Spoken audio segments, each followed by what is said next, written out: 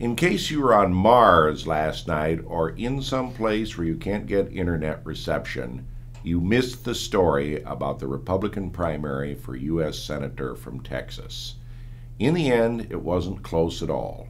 Ted Cruz, son of Cuban immigrants, a graduate of Harvard Law School, and like Barack Obama, editor of its Law Review, a former Solicitor General of the state of Texas, won the Republican nomination for the United States Senate. It was supposed to be a tight race. A lot of us in the punditocracy, including yours truly, forecast a race not unlike that the young Lyndon Johnson won by a disputed 87 votes in 1948. Well, we were wrong. Mr. Cruz won with 57% of the vote over Lieutenant Governor David Dewhurst, someone who has been a major political figure for more than a decade, a successful leader in the energy industry, and was probably just as conservative as Ted Cruz.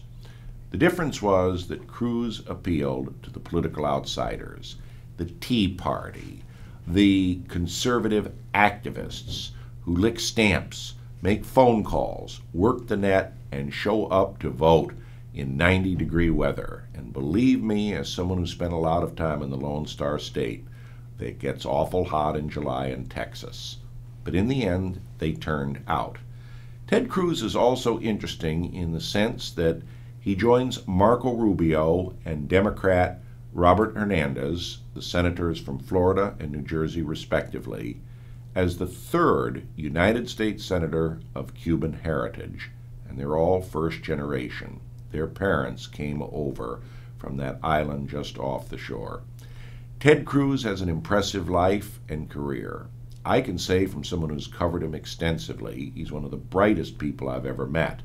And if people think he'll just be another no vote in the Senate, think again. I can tell you that just a casual conversation with Ted Cruz is full of ideas, philosophy, and how to mobilize that philosophy and those ideas into action. I think it's poignant that he serves from the same state as Lyndon Johnson, Lloyd Bentsen, Sam Houston, and so many others who are political titans. It wouldn't surprise me in the least if he followed in their footsteps. One last thing. When LBJ won the Senate nomination, his opponent wouldn't endorse him, in fact endorsed the Republican. That didn't matter too much.